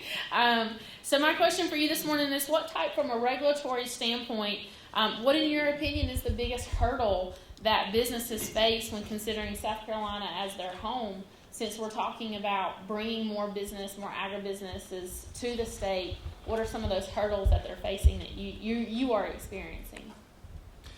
Well, Ashley, you know, there's very little difference today between regulatory activity and legislative activity. The main difference is the bureaucrats decide what the regulations are going to be. But South Carolina is basically a microcosm of the whole world. Now, we're not as bad as some places in the world, and we're worse than some. But challenges today, you know, we have a global economy, and you know, there are challenges on the international level when you talk about regulations. There are phyto and sanitary and phytosanitary issues. You know, a poultry production plant in South Carolina has to deal with issues that consumers in Russia don't want that product because of chlorine rinse. And believe me, having been in a poultry processing plant in Russia, you really question that when you're in my position. national level, we have things like Clean Water Protection Act. It's not a regulation, but yet still we have to deal with that. We have to deal with the Corps of Engineers and their philosophy of what is a water of the United States. And those are issues that we at Farm Bureau deal with all the time. Looking further, trying to bring it down closer and closer, at the state level, we had a big move about 18 years ago to basically do away with hog production. And as a result of that, we have very few hog farms in South Carolina. I like to call that the hog bill. I think most people know about it. I can tell you sort of a funny story, and I'll leave the names out, but back during those times when Buddy Jennings was heading up our state legislative affairs, had a meeting up in at a hog farm in close to Bethune. Had 30,000 hogs at that farm. And one of the senators on the Senate Ag Committee had lunch out there for them. And I won't use the colorful language that the senator used, but anyway, the long and the short of it was he wanted to know where the hogs were. And Buddy said, well, about a third of them is right over there, 100 feet over there, and the other third's about 200 feet over there.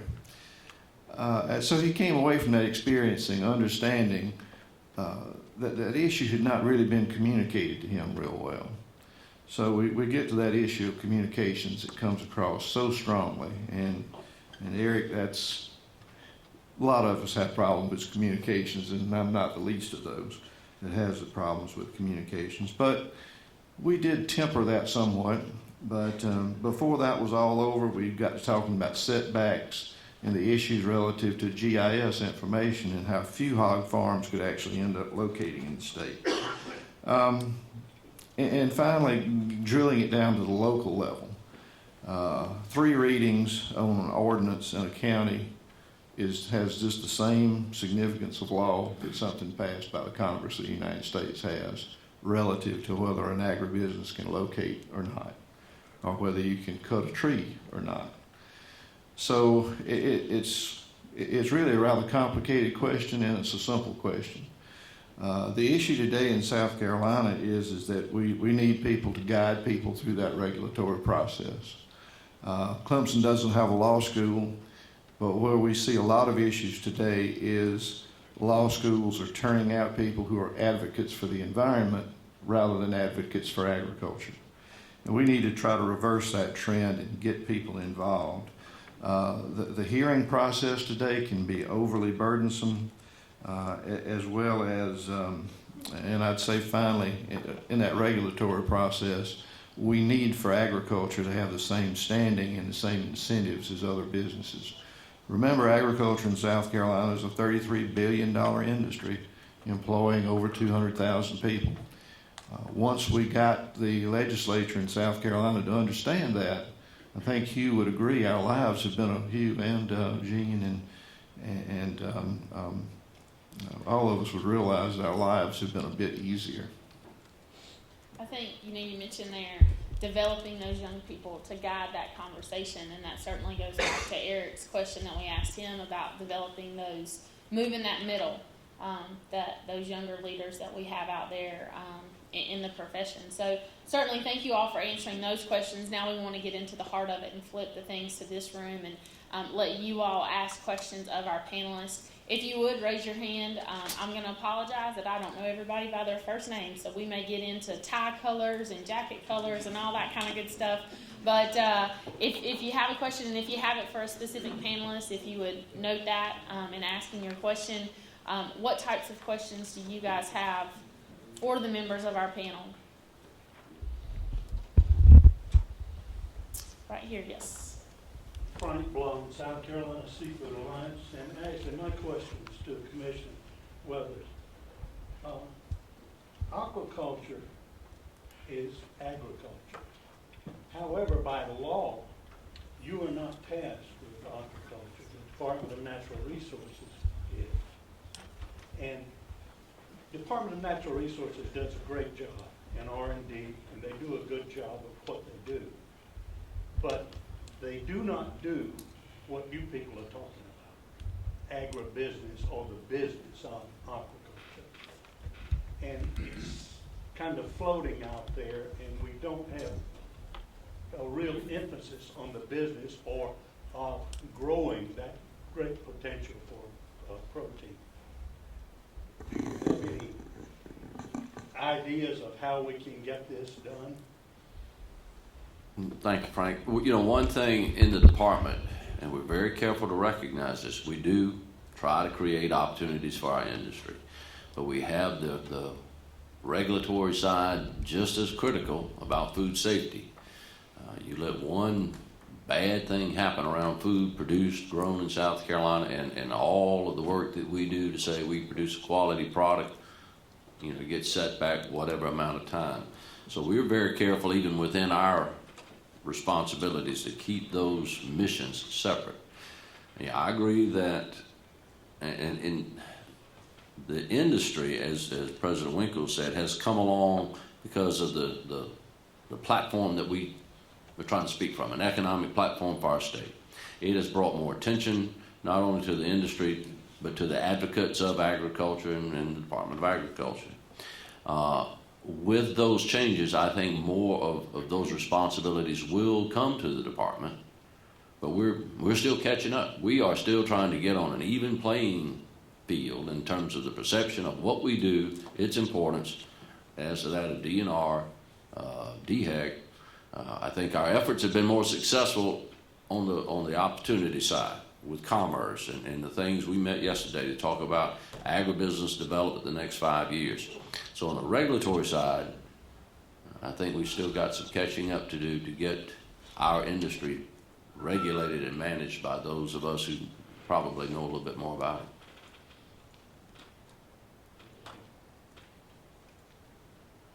Here in the back, yes, ma'am. My question is also to Commissioner Winters. I would like to ask you, how significant do you think the local regional food movement is in South Carolina, and are there things being done to encourage it? Very much so. I'll give you a precise answer right off the bat. We have a project that is underway now, and the title of it is Can Small Farms Mean Big Business? And one of its goals is to analyze the state of South Carolina as to where the food hubs can operate successfully and ongoing and sustain themselves based on where are their production areas that can be aggregated for the smaller farmer, where are the markets that they can serve, what are the links in the logistic chain between production and consumption that have to be met, and can they be done profitably and not at the expense of the person producing, but within what the market will bear. I think, and you asked the question that to the wrong person, because Jack Shule at PABC has the responsibility of coordinating all of the input for that study. But in 8 years in this part-time job that I have called Commissioner of Agriculture, I have really come to appreciate the changes in our industry, the changing members of our industry, and that we all come about this industry making our opportunities from different perspectives. I'm going to speak, I'm going to go one step further. You talk about perspective, and Eric mentioned National FFA Secretary. Sitting right next to her is a gentleman who maybe was in the FFA, who knows how long ago, maybe 100 years ago. But Dick Perdue is sitting next to her, and he's one of the first people that made me realize what I just told you. When I visited Dick's fruit farm up on Highway 11, and he proceeded to make me follow him across his hills and valleys. And I know his career, and you should learn about it if you don't know, with Cryovac and some of the innovations that he did in his career benefit agriculture. Point is this, you know, I got to hear in his career and timing, I said, well, Dick, you must be close to 80 years old. He said, I sure was, several years ago. So, you know, here he is at this summit. He has a concern about the future of this college, sitting next to a young lady a few years his junior. It just points out the dynamic personalities in our industry, the small farmer, the emerging farmer that Dr. LeMay is working with, and now has had his second or third class of farmers coming out of that. Just makes the future exciting, but with every opportunity comes the challenges of getting across all the logistical hurdles. President Winkles, did you have some follow-up to that? Well, it's sort of a similar line, although I didn't hear the question totally, but one of the issues that we have to deal with, and again, it falls into regulation, you know, where does regulation stop? You know, we want to exempt the small producer because obviously in many cases, and I'll give you the instance of, cage-free eggs and gestation-free hog barns. Whenever you go to those systems, you're pretty much driving towards big business because the small producer doesn't have the ability to meet the economics that he has to make it to be profitable. So, you know, I just wanted to point out there's a disconnect, I think, in society today between locally grown and affordable food supply and getting it on the shelf in a manner that meets the consumer's food safety expectations. And I think that's a huge area that we're going to have to work on collaboratively over time. Probably sooner rather than later, Commissioner. Question? Yes, sir. If I'm the guy with the orange tie. I was going to say, in that pretty orange tie. So my question is, and we're talking about students in agriculture, how do you address kids that grew up in the city that know nothing about agriculture, and then they come to Clemson for a major in agriculture, and they who have no idea what a cow or a bull or a heifer, how do you trans into ag speed? It's ironic that you were asking that question. That we did a survey here recently. We do lots of surveys, but it's important for us as a business and us as an industry to know how people are perceiving us and what they're thinking. So here's a stat for you that's true. Nearly 25% of the people choose a career in agriculture for this reason. They want to work in an industry that contributes to the vital needs of the world.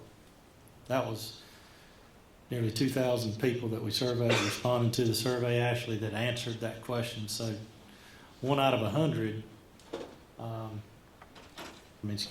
25 out of 100 want to be a part of doing good for the world and meeting the demand. So number one, we need to ensure and recognize that the urban populations are an opportunity and not a threat. There's some very successful urban education initiatives, and I could give examples. Kaylee's seen some of them, and maybe she can integrate that in her comments later. But I know St. Louis, even San Francisco, Seattle, Washington, to name a few. They have education initiatives, and some of the most effective young people that's becoming a part of FFA are being born in those populations. Now, more specific to your question, how do we ensure that they're educated? We talk a lot about the demand for internships are vital for students. I think that faculty internships are vital. In other words, faculty on two-year schools, high schools, and universities need to ensure. One of the biggest things that I've seen, I've been recruiting at universities for over 20 years now, and one of the things that is an opportunity is faculty need to ensure that they're connected to the realities that exist in our industries, or else you won't effectively educate young people.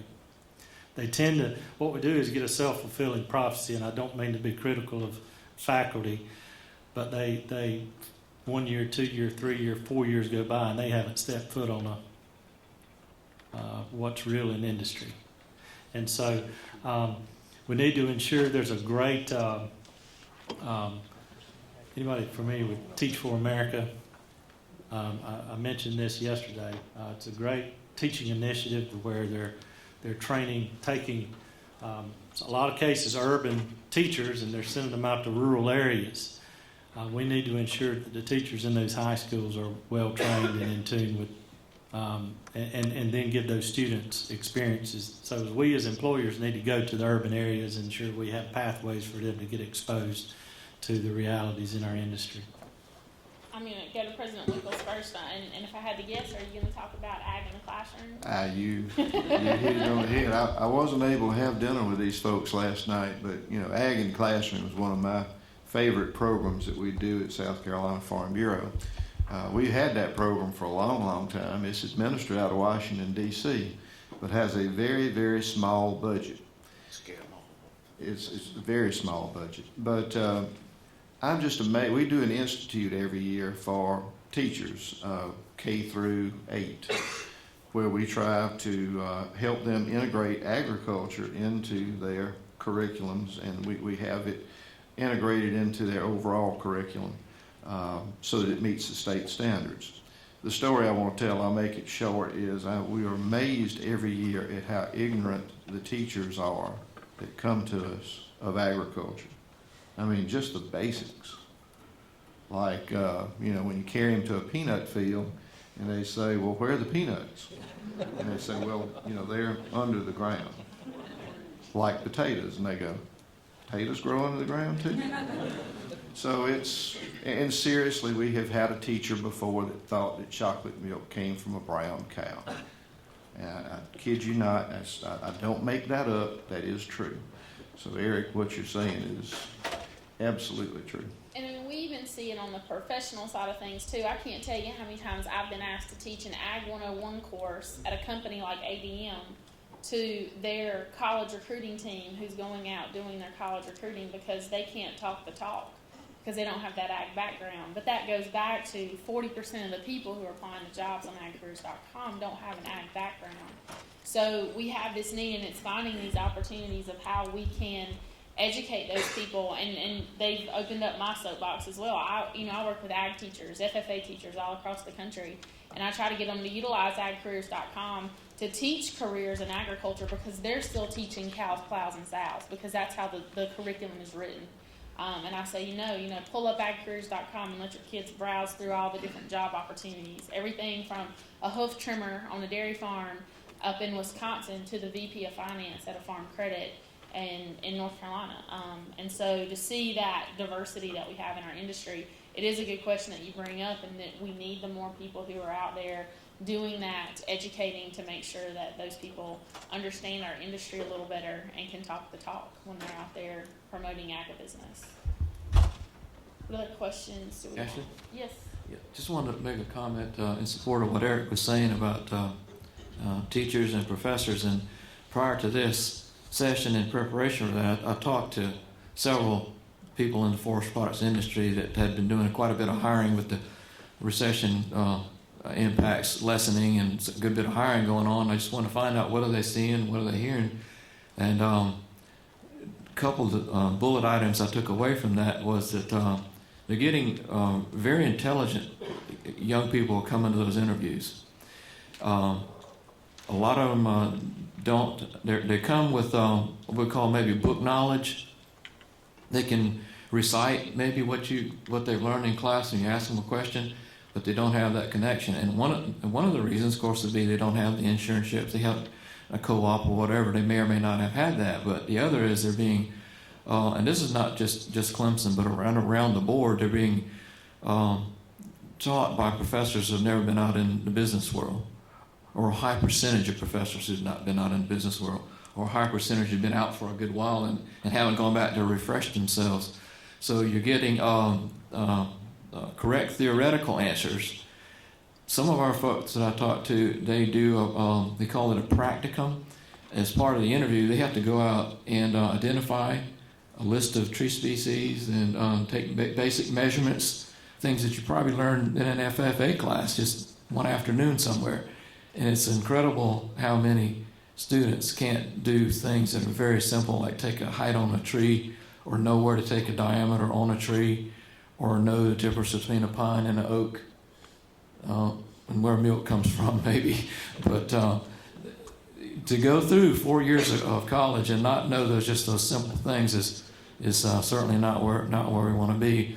But the good thing about that is that's very fixable, very fixable. One thing in the agriculture industry, you know, if you're a farming operation and I asked you how many of you take your kids to work, and a lot of you probably raise your hand that you do. You probably got them working for you on the farm in some form or fashion. But those of us who are in some of these more agribusiness industries, I challenge my coworkers. Most of them don't have children old enough to come to work yet, but I remember having a conversation with Eric earlier in our business and saying, you've got 3 kids. What about bring your kid to work day? What are we teaching them about agribusiness? Get them in here. And he brought one in, and I put him to work, doing some marketing stuff for me, some general office duties. But that's something I think we can do in our industry a little more, is bring our kids to work day and get them engulfed in what we're doing in our day-to-day jobs and what we're doing to make a difference in agribusiness. Probably got time for 1 or 2 other questions from the audience. Yes, in the orange shirt, which could be a lot of people, but right there with the glasses and the orange shirt and the green bracelet. This question will be for Eric. In dealing with college students nowadays, your 3 criteria is the communication skills, work ethic. Work ethic, if I remember right, was number 1. What are you seeing as far as college graduates coming out nowadays? Because in dealing with students in different capacities for me, and talking to other people, I hear a lot about an entitlement generation. And I'm wondering if it's just something that I've seen or people in my circles have seen, or if you're still seeing the strong work ethic that you've seen in past years. I'll be honest, I think the work ethic is there. The one thing that's missed is many of us in here that have a farm operation, the labor laws restricts us. We're scared to employ them. I mean, you and I worked on a farm. I was driving a tractor at 6 years old and had to stand up or put something under my seat so I could reach the pedal. But those opportunities, and because of some of the safety hazards, you know, prevent us from providing a meaningful work experience. And there's just not as many farms. The hands of farms are in the hands of fewer. So I think work ethic is, it can be built on the ball field or it can be built in the field. Some of you may disagree with that, but I think kids are very active. The issue is, and we talked about it over dinner last night, the challenge with young people is they get bored easily. You've probably got kids similar ages to mine. I have the 16, 14, and almost 12-year-old. Because of these gadgets here and the cell phones and the video games, I mean, their brains have to remain stimulated or else they get bored. And so that has translated into the average length of employment now is less than 2 years. It used to be not very long ago, 7 years. And so I don't think it's as much as work ethic as helping young people understand the need to do your time. Don't hesitate to do your time. It is actually going to look, at least for the next few years, if you move every year, that's going to look bad on your resume by our generation. So you have to provide a working environment that gives them meaningful work experiences. Internships today are going to go back. Paula and Katie, I'm sure, can attest to this. If you employ a summer intern, make sure you have an organized work experience for them to give them a meaningful work experience. Because they'll far more come back, and Kaylee, you can attest to this too. You'll hear more about the negative experiences than you will the happy experiences by students. And so I think as long as the first challenge is in employing young people today is ensuring that you have the right job match to the interest in what they're passionate to do. And that's the challenge of all of us. And we use a predictive index, not 100% Kim, but it's an instrument to understand how people like to behave at work, and we match that. And it costs $200 to have it completed, and it's well worth making sure you don't mismatch someone in the workplace. Go ahead. Yes, sure. I would say too, from a Clemson standpoint, or from a classroom standpoint, teams, working in teams. I don't know whether that's part of the curriculum or not, but if it's not, it should be, because working in teams, you're going to learn that everybody doesn't participate at the same level. You get some real life experiences there. You see who the leaders are. You see how the leaders lead. And because the fact of the matter is that when you become employed, at someday, the person that you're sitting beside, you may become his boss or he may become your boss, and there are differences. So you learn a lot by working in teams. So I would encourage every curriculum to have, and perhaps every class, have some experiences that teamwork is involved. I think Ashley, excuse me, can you comment on the fact that the percentage of new grads that are hired today relative to internships? For employers who have an intern program, they hire one out of every 3 of their interns into a full-time role within their company. I think the point that I'd kind of like to make on that is the value of having a correctly structured internship program, because it will help develop that work ethic. If you are having an internship program that is project-based, these students are looking for projects. I had 3 as an intern with agcareers.com. One of those 3 projects was me developing a program that hooked me when Eric called and offered me a full-time position, because I had started that project as an intern and I wanted to see it. I was very proud of it, and I wanted to see it through, and I've been here for 10 years as a result, because I still oversee that program that we have within our company. Having those types of projects correctly identified within your businesses for an intern will help teach them some of that work ethic and get them involved in your business and seeing the importance of seeing a project through to the end, presenting that, and seeing it go up the chain. I do a lot of work. That's another side of my role at Ag Careers, is I actually go in and help companies develop internship programs, and it amazes me what type of assignments students are being given on the job that, we all got to pay our dues, and I absolutely believe in that. But putting some of that, formulating a project behind that work experience can really be a game changer for you and for your brand back on campus. So, I think one more thing that I would add to the faculty represented here is work experiences can, a student who is not engaged in clubs and organizations but is having to work on campus to supplement their financial needs can be equally as attractive to an employer than all the clubs and organizations. So as faculty, we need to make sure that we don't overemphasize being in clubs and organizations. It's important, but there's a balance there. And internships are very vital, and I know that some land-grant institutions for 4-year programs I'm going to be bold here, has part of their graduation requirement is to do at least 1 internship before you graduate. I wouldn't hesitate to put that at 2, and one of them needs to be outside your zip code.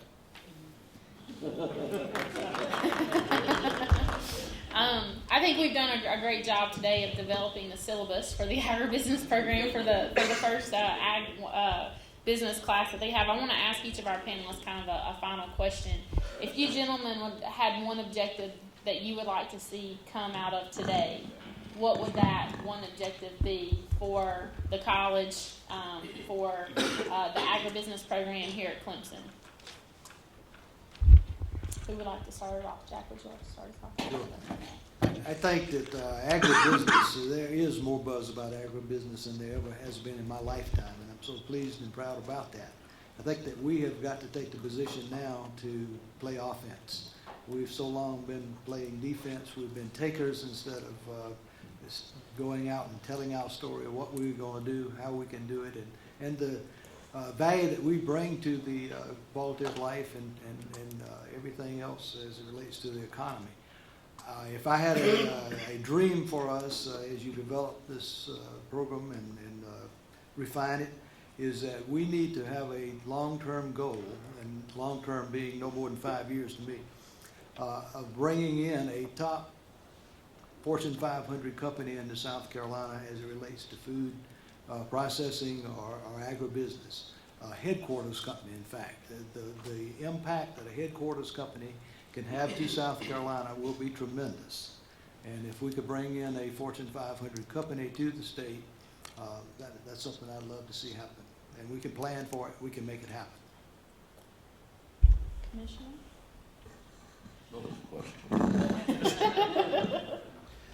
Now, before I forget, I've got a good staff, and one of them just reminded me that also in your packet is a magazine, hot off the press. We talk a lot about telling our neighbors what our industry is and the broad perspective of it. But we have a new magazine that we partner with a lot of you because of your advertising dollars called South Carolina, Our Amazing Agriculture. The point of it is not for us to read it and say, boy, we're great. The point of it is for you, for those of us to put it in non-agricultural readers' hands, either in your doctor's office or whatever venue that you can find. So there's one for you, but we want, where we'll be successful is that you call a department and say, I'd like 5 more because I want to put them here, there, and yonder. So take a look at what your industry will tell our non-farm neighbors, which is all a part of what we've talked about. Raleigh Ward asked, how do you take a city kid and make him or her an ag person? That may be the best bet we have. There's something that I read a book, whatever, years ago called The Curse of Knowledge. The more you know about something, the less you are able to explain it to someone who doesn't. And years ago, in fixing campaign speeches, my son Julius, who's now 21 or 22, when he was about, I guess, 8 or 10, 11, I said, here, listen to this. Does this make sense to you? He said, not at all. So I'd go back. The point is, you know, in the next 30, 60 days, we'll all most of us get on an airplane and fly somewhere. When you sit down on an airplane seat, do you think about the person who designed it, who built it, who we do now in Boeing, I guess, but all of the things that makes an airplane fly, which is a pretty incredible thing to me. So when someone sits down to a meal, now we expect them, well, they should appreciate what we've done to put the meal on the table. Well, you don't appreciate what makes the airplane fly, so we have to see our industry from other people's perspective. And I think it is incumbent upon the college to produce the new thinkers and communicators who are not only proud to be a part of the industry, but can communicate it in new ways, more effective ways than those of us on this panel and here can't do. And they may not come from our farms. So we have to look at how our communicators are going about their business. We cannot stop with our collaboration efforts because I do think that's critical. So go back to the internship thing. I believe, let's say your internships are junior, senior years, whatnot. I believe that the second semester that a student is in the College of Agriculture, you need to begin determining what their work skills DNA is. Don't send somebody to Ag South or another farm credit that's very good in, I don't know, something not numbers related. So I think you build that process so that you make the chances for those successful internships better than just here are juniors and seniors, but here are the juniors and seniors whose development track has pointed them in your direction. So I think you need start a process to really develop and find out who the stars are in the next graduating class, the next class, the next class, and then the others. But we need to develop some real stars for our industry over the next 10 years. I know that I can say this maybe when others couldn't, but traditionally universities have been relied on research dollars, and industry, their motives for giving is a little different than it used to be, and a lot of employers are willing to give money to colleges and universities, but one idea that was tossed around last night that I think is an excellent idea. Companies are more than happy, industry is more than happy to come and visit classes, but I think students are less inspired by a long PowerPoint. And so if there was industry could be attracted to supporting curriculum content, maybe they sponsor the curriculum content and not only sponsor it, but come in and teach it. Not all of it. Maybe it's a class inside the major. I think that they would, that's an excellent way. There's been some examples out there that could be shared and modeled and taken to the next level.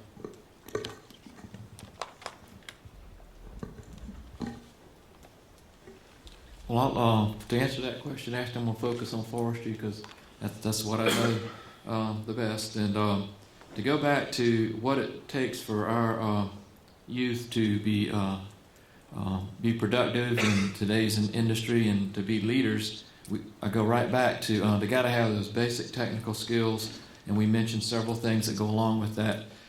They got to get that base, and within forestry, in Clemson, we got to rebuild the department there with the faculty. That's as we look at that, and I think as the Society of American Foresters have taken a look at it, that's the one critical piece that's not there like it used to be back when I was in college and a few decades thereafter. Where we got to go here in the future, I think there is get that department back to the stature that it had, and one of the key ingredients is get the professors there that we need, of the caliber that we need, in the sciences that we need, and the plans that I've seen I think are pretty well right on target. And if we flesh that out and make that happen and get that, I think, half a dozen or so key people back in the department, what that will do is enable the department to attract the students that we want to attract, and it'll be able to educate the students that we want to educate. And when they leave that place, they're going to be in very, very high demand as the industry grows. Wood, and I assume food as well, is going to be in wood products, maybe a better way to say that. Wood products going to be in short supply. Right now, you're already seeing shortages of building products. That's going to continue because the rate of growth in the economy and the housing is outstripping and will continue to outstrip the supply of wood products. What that'll do is feed right back into grow more wood, and the necessity for the industry to keep producing those tons and tons of wood moved equates to jobs and economic prosperity here in South Carolina. And by Clemson building that program back to where it was some years ago, it can play an integral part in that, and it'll help the citizens of South Carolina have a place to send their kids, to get them in there and get involved in that, because going from, I think we said 7 billion people to 9 billion people in the world, they're going to need more food, they're going to need more fiber, they're going to need more homes, and the amount of food and fiber used per person is also going up. So it's a geometric move upward, not just a flat line or an inclined line. It's going up at a pretty steep angle, and that's where I believe we can go here at Clemson to be a big part of that. You know, I think Jack hits a strong point when we talk about recruiting a Fortune 500 company, but a couple of thoughts I'd share with you. One is that we do need more opportunities in the value-added neighborhood. If you look at the per acre value of ag output in North Carolina and Georgia, it's significantly higher. And I think parts of that are because of the nature of value added and what they do in those states versus ours. That would definitely give the opportunities. But I also want to comment on something else. I'll go back to my 40 years ago being an undergraduate here at Clemson and recalling some of the professors I had and the passion that they had for the subject matter. I remember one in particular that I had a hard time taking notes because he was just so interesting to listen to from his life perspectives on the subject. I don't know whether that exists today, but I would tell you it needs to. A lot of what we deal with, a lot of what I deal with from a regulatory standpoint and day to day is there's so much emotion and passion in people's positions that they take, whether it's locally grown food or anti-GMO movement or gestation crates. All of that is passionate. So I have a feeling most of that starts at a setting, if not at home, it certainly gets nurtured in this setting, like a university setting. And you would know with all these men that a woman's going to have the last word. So I'll just summarize some of what I feel like we've heard today from this panel. as far as the objectives for today, as we go into this opportunity to work in some smaller groups and answer those bigger questions. But I'm hearing that there's more need for collaboration within our industry so that we're not preaching to the choir, we're preaching to the congregation, and we've got a unified approach to that, a unified marketing approach, requiring internships and ensuring on the business end that we are developing adequate internship programs and not just work experiences for these students. Economic development for agribusiness to reach this goal of bringing in a Fortune 500 company and everybody putting on that hat of being that economic development person that you've got in your counties and in your communities, but being that person for agribusiness in South Carolina and integrating industry more into our curriculum. And Eric mentioned, doing that here at the college level, but also integrating that down to the high school and the middle school level. And all of us in here are free and able to go to our local schools and do lessons in a science class, not in your ag ed class. However, they need you as well, but going into the science course or the chemistry course and talking about how those apply to your business and agriculture, because together, cohesively, is the only way we're going to be able to achieve those goals. So I, of course, had to put that into summary for these gentlemen this morning, but I certainly appreciate your time as part of our audience, and obviously we want to give a big round of applause to each of our panelists and thank them for that. With that, Margaret can have the floor again. Thank you, Ashley, and thank you again to all of our panelists. I've learned a lot just hearing from you today. At this time, I just want to point out in your Trifolio also we have Dr. Scott has his personal business card, and he has a very open door policy and would like to encourage you to contact him if you have any questions or follow-ups after this summit. And I want to remind you about your We're Listening card. Dr. Scott, I have filled mine out, and you would probably guess my question has to do with giving back to our institution as well. So I'm going to throw mine in the basket here in just a minute. And it gives me great pleasure at this point in the program to introduce you to a person that I consider my mentor and is really the backbone of this summit logistically. And that's Kirby Player, and he's going to walk us through the breakout sessions. Thank you, Margaret.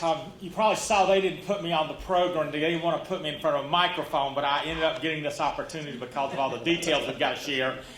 First, I want to say I'm enthusiastic that all of you are here today. And it is it is a humbling experience for me to be in this room where individuals like John Paris and Betty Buff, who have mentored me for countless years, individuals who were classmates like Tom Dobbins, and then individuals who literally, Chalmers Carr, I'd been on the job 2 months when he shared his personal dream with me about building an industry in this state that would be recognized nationally. And to get to say to him last night, he has done that. It's amazing. And then countless individuals like Margaret, who was my first graduate student doing placement. To see this, and every one of you in between who knew my family, had known me, made a difference. This is a very meaningful historical experience. So I say thank you to all of you and all of these leaders who've come today. I'm just very personally grateful, and I am supercharged with enthusiasm, to say the least. Now, most importantly, we're getting ready to take a break so you can find bathrooms and other such things. Forgive me for keeping us here so long to do that. But now we want to hear from you. We've spent some time this morning just laying the land, showing you some national, international, and part of the realities of the state, but we are here to listen. So we have got 3 different breakout sessions. If I could ask our facilitators to please come forward, as well as our recorders. The meeting up front here, because we're going to kind of let you lead out to the rooms, and you get to go by bathrooms and breaks as you go. We've got 3 different questions. If you'll look at the back of your agenda, you'll see those identified questions. And to give you a reality, just a summation of what each one is. Number 1, the future of agriculture. Attracting students. We've heard some of that here. How do we make sure we're directing students the right way? Number 2 is preparing today's students. That's the reality of what's happening in the core of the college. For those of you that may have hired graduates recently, there are aspects of your career at Clemson that were so meaningful to you. You want to make sure it's happening. And number 2, we're going to kind of be talking about what needs to be happening at the college level. And then number 3 is in support of the industries. What does the college need to be doing in assisting students and other aspects, equipping faculties and staff at the university to be giving that assistance to our industries in the state. So that's the way I would summarize those three groups. And our goal for it is that time for you just to talk and share with the idea that each group is going to come away with 5 to 7 key points, whether they be ideas, questions. And all groups will be looking at potential barriers and obstacles. So there's no way within this short period of time we can find solutions. We want to bring those back together at lunch to kind of put together a key list of points that will kind of conclude a day talking about with specific ideas. And then most importantly, Dr. Scott will be leaving with, in a sense, an assignment from you to begin this dialogue, to continue this dialogue. So we have facilitators. We're very pleased to have 3 of our economic development extension agents here. They're going to be our facilitators as well as recorders. It will take place. We're going to be in this room, the executive board room, and seminar room 1. So take your materials with you as you leave. Take breaks and try to be in those rooms. Say in about another 5 to 8 minutes, 10 minutes, we'll get started. So group 1 is going to be facilitated by Blake Lanford, and our recorder is Katie Black. They'll be in the executive boardroom, which is right across the hall, and that is given the importance of ag education and advocacy programs like 4-H, FFA, and other such youth programs. What issues should Clemson University consider addressing, preparing South Carolina youth for a future in agriculture? So y'all head on out, Katie and Blake, and folks, you can follow behind them.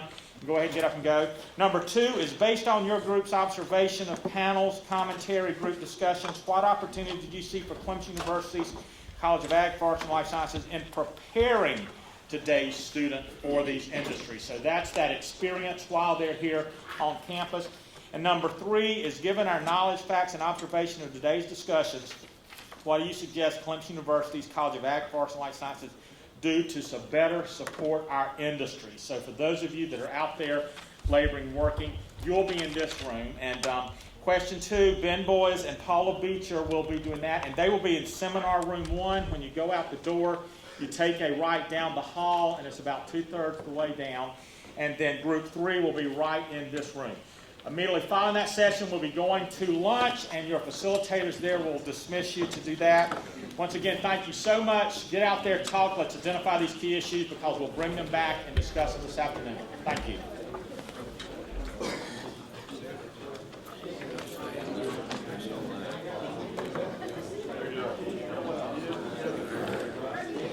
Yes, Mr. Carter.